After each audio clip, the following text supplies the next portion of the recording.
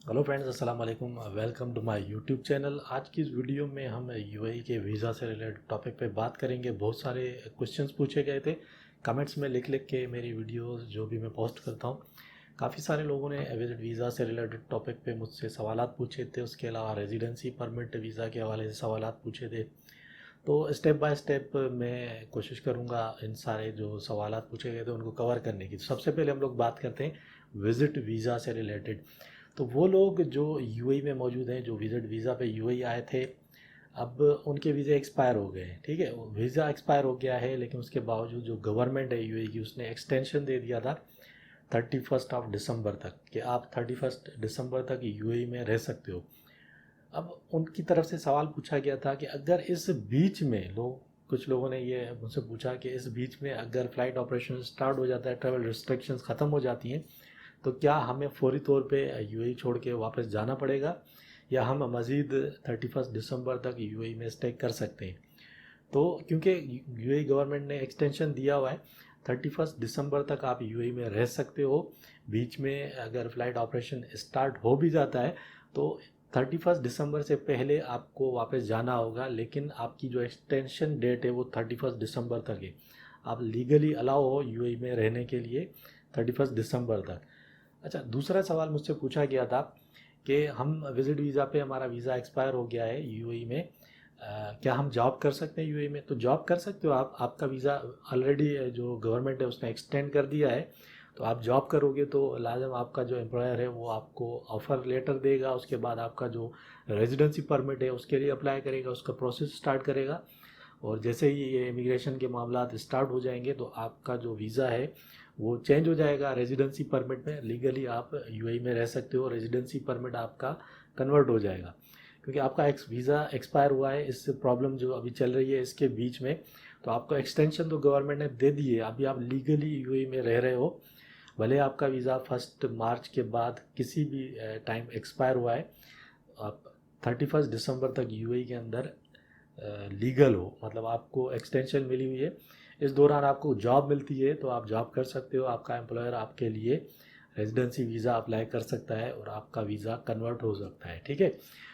दूसरी बात मुझसे पूछी गई थी कि हम लोग यूएई से बाहर हैं, हमें जो विज़िट वीज़ा या जो एम्प्लॉयमेंट एंट्री परमिट है वो इशू हुई थी, लेकिन हम यूएई आ नहीं सके क्योंकि ये जो ट्रैवल रेस्ट्रिक्शंस लग गई थी उसकी वजह से वो उनके लिए पॉसिबल नहीं था कि वो यूएई आए। तो उन वीज़ाज़ को भी जो है वो यूएई गवर्नमेंट ने एक्सटेंड कर दिया है। जैसे ही रेस्ट्रिक्शंस ख़त्म होंगी तो वो भी वापस आ सकते हैं उन्हीं वीज़ाज़ को यूज़ करके। लेकिन जो जिनको एम्प्लॉयमेंट एंट्री परमिट इशू हुए थे उन्होंने पहले कंफर्म करना है अपने एम्प्लॉयर से। जब भी ये ट्रैवल रेस्ट्रिक्शन ख़त्म होती है तो अपने एम्प्लॉयर से कंफर्म कर लें कि आया वो उनको हायर करना चाहता है या नहीं, या उनके लिए वो कोई नया वीज़ा इशू करवाएगा। अभी फ़िलहाल जो गवर्नमेंट ने अनाउंस किया है कि वही पुराने जो एंट्री परमिट उनको इशू किए गए थे उन्हीं को एक्सटेंड कर दिया गया है।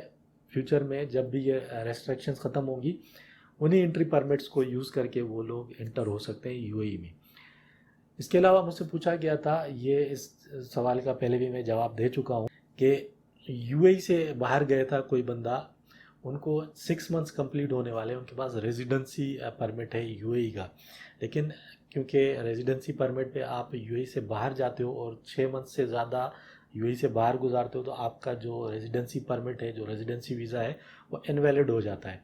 तो अभी करंट सिचुएशन में क्योंकि वो वापस नहीं आ सकते, ट्रैवल रेस्ट्रिक्शंस हैं, लेकिन उनका जो वीज़ा है वो एक मतलब इनवैलिड होने वाला है। 6 मंथ्स पूरे हो गए हैं उनको या होने वाले हैं। तो उनके लिए क्या यूएई गवर्नमेंट की तरफ से अनाउंसमेंट है, तो उनको भी एक्सटेंशन है। वो लोग भी जैसे ही ट्रैवल रेस्ट्रिक्शंस ख़त्म होती हैं वो लोग भी वापस आ सकते हैं, भले उनको 6 मंथ 7 मंथ 8 मंथ कितना भी टाइम हो जाए। जब तक ट्रैवल रेस्ट्रिक्शन चल रही है, वो ट्रैवल रेस्ट्रिक्शन जैसे ही हटेंगी वो वापस आ सकते हैं। इस दौरान ऐसे लोग जो छुट्टी वगैरह पे गए थे या किसी भी कंडीशन में वो यूएई से बाहर गए थे, उनके जो रेजिडेंसी वीज़ा है वो अभी एक्सपायर हो रहे हैं, वो वापस आना चाहते हैं, रेस्ट्रिक्शंस की वजह से वापस नहीं आ पा रहे थे, तो उनके वीज़ा अगर एक्सपायर भी होते हैं तो उनको भी जो है वो एक्सटेंशन मिल गया है, उनके वीज़े भी वैलिड समझे जाएंगे 31 दिसंबर 2020 तक। और ऐसे तमाम लोग जो यूएई के अंदर भी मौजूद हैं, ठीक है, उनके वीज़े जो रेजिडेंसी वीज़े एक्सपायर हुए हैं वो भी वैलिड हैं, उनकी भी एक्सटेंशन दे दी थी यूएई गवर्नमेंट ने। तमाम अभी जो ये इमिग्रेशन के मामला हैं इनको खोला जा रहा है, ठीक है। आहिस्ता आहिस्ता इनको स्टार्ट किया जाएगा, जो रिन्यूअल का प्रोसेस है वो भी शुरू कर दिया जाएगा कुछ दिनों के बाद। तो ये मामलात अभी तक जो वीज़े एक्सपायर हुए हैं जिनके, या जो लोग बाहर हैं, सबको एक्सटेंशन दिए, यूएई गवर्नमेंट ने सबको एक्सटेंशन दिए। अच्छा, ऐसे लोग जो जिनको जॉब से निकाल दिया गया है, लेकिन अभी करंट सिचुएशन में वीज़ा कैंसिलेशन का प्रोसेस नहीं हो रहा था, लेकिन अभी हो सकता है वो कुछ दिन के अंदर वीज़ा कैंसिलेशन का जो प्रोसेस है वो स्टार्ट हो जाए। अच्छा, यहाँ पे सवाल पूछा गया था कि हमारी कंपनी हमको ग्रेजुइटी नहीं दे रही या एंड ऑफ सर्विस जो है वो नहीं दे रही, और ज़बरदस्ती हमसे पेपर साइन करवाया जा रहा है। तो अगर आप पेपर साइन कर देते हो तो इसके कंपनी के अगेंस्ट आप कोई भी लीगल एक्शन नहीं ले सकते।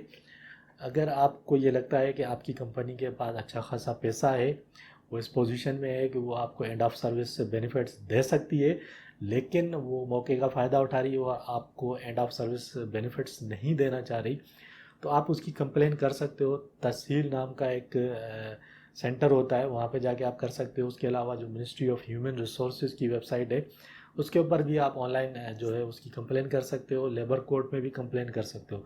वो आपका राइट है, जो एंड ऑफ सर्विस बेनिफिट्स होते हैं वो आपका राइट है, वो आपको मिलना चाहिए।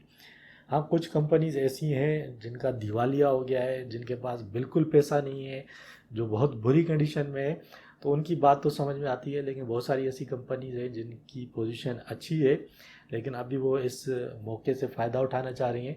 तो अगर वो ऐसा कर रही हैं, आपसे कोई पेपर साइन करवाना चाह रही हैं, तो आप बिल्कुल भी पेपर साइन ना कीजिए। अगर आपने पेपर साइन कर दिया, उसके बाद आपके पास कोई ऑप्शन नहीं होगा, आपको कैंसिल कर दिया जाएगा। आप कोई भी कंप्लेन लॉन्च नहीं कर पाएंगे, क्योंकि आपने कॉन्सेंट एक साइन कर दिया होगा कि आपकी मर्ज़ी से आपने कंपनी को सब छोड़ दिया, ठीक है। तो अगर आपको लगता है कि अभी आपकी कंपनी आपके साथ नाजायज़ कर रही है, तो आप उसको उसके अगेंस्ट जाके लेबर कोर्ट में जा सकते हैं, तहसील में जा सकते हैं, जाके कंप्लेन कर सकते हैं। ठीक है, ऑनलाइन भी कर सकते हैं, मोबाइल सेंटर्स भी तहसील ने बनाए थे, उनके थ्रू भी आप कर सकते हैं। अच्छा, ये कुछ सवालात थे जो मुझसे पूछे गए थे, और इनका जवाब जो कमेंट्स में देना वो पॉसिबल नहीं होता। एक एक बंदे को एक एक सवाल का मैं कमेंट्स में जवाब दूं तो काफ़ी सारे लोग नाराज़ होते हैं। तो इसलिए मैंने सोचा कि एक वीडियो बना के आप लोगों को मैं अपडेट कर दूं।